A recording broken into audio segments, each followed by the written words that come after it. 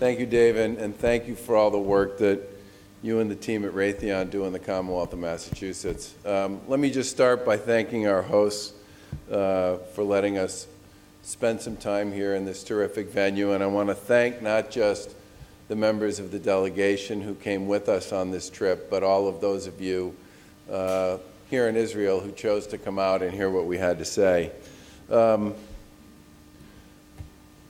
Why digital health and cybersecurity? Pretty simple. If you think about everything that everybody wants to do in the healthcare world, especially when it comes to the digitization and distribution of information, for that to truly be successful, for it to be trusted, and for it to ultimately live up to the many aspirations that people have with respect to how we can use information to help people make better decisions, and how we can use information to help them make better decisions, perhaps in different settings and locations, that information has to be secure. Now, I just sat through 3 panels on this digital health question, and ironically, as we had a group of folks over here talking about cybersecurity and a group of folks over here talking about digital health, the issue of cybersecurity, or security generally, came up over and over and over again in our conversations about digital health. And I thought in some respects, John Halumka, who was on the last panel, who is a terrific physician, but more importantly, the Chief Information Officer at Beth Israel Deaconess Medical Center, the hospital where my wife delivered 3 children, always has a special spot in my heart. John talked about a number of very real and very common issues that folks in the healthcare space face as they try to make more data available in more settings and more ways to more people. And the simplest one he talked about was, what do you do when a clinician takes out their phone and uses it to take a picture of something associated with a patient? He said it's pretty common, happens fairly frequently. That data is then resides in somebody's personal device. Now, it may find its way into the medical record. It may find its way into the data set that's being developed and managed by the hospital or the physician group, but it's also on that person's phone. And he talked about the fact that in this day and age, what's truly private information and what's not? How are we going to go about figuring out which information can be publicly available and which information can't? And what do you do about the fact that many people like to use their own personal devices, their own personal laptops, their own personal iPads to collect and organize a lot of the information that's associated with what they do as a clinician, or as a technician, or as a researcher? Security, especially when you're talking about healthcare information, personal health records, takes on a whole new level of challenges if we truly expect digital health to be as successful as we would all believe it can be. So that's why we put the 2 of them together. Now, the reason we wanted to have this conversation here in Israel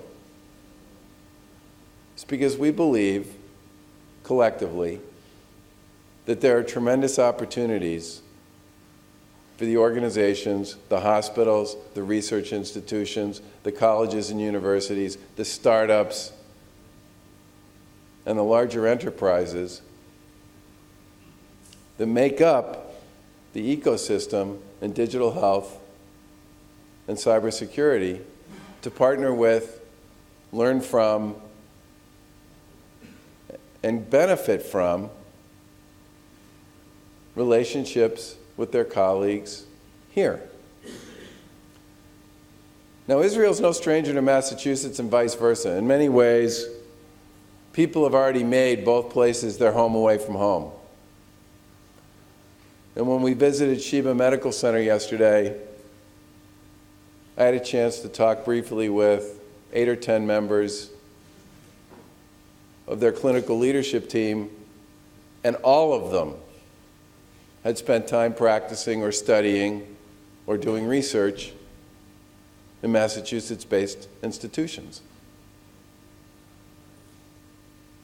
Well, it's an 11-hour flight to ride from Israel to Massachusetts is not that far.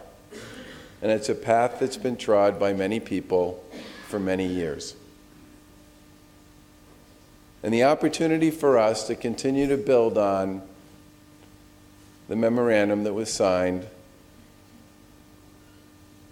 by the previous administration with folks here in Israel, and to focus especially on opportunities to collaborate in digital health and cybersecurity for us is very real. And I can tell you, based on the quality of the folks who joined us on this trip and the quantity of the people who wanted to come but didn't get to,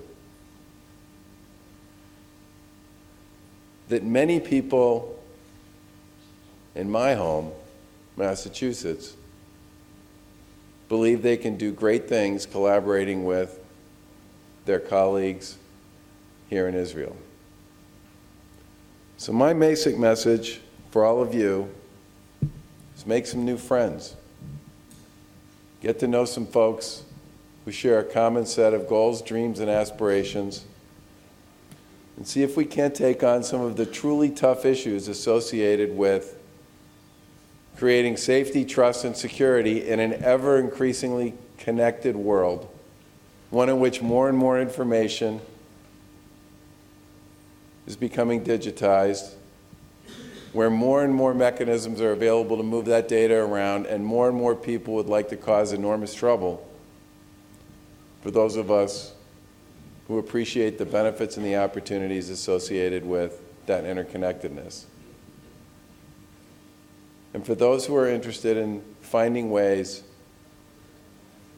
to take what has been a healthcare system in which data has been enormously fragmented and rarely available in a usable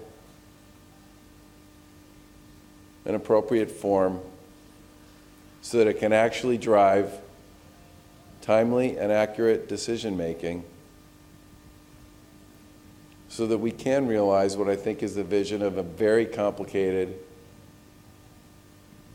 set of circumstances in healthcare. We believe we have many of the best tools, the best brains, and the best institutions to make this happen.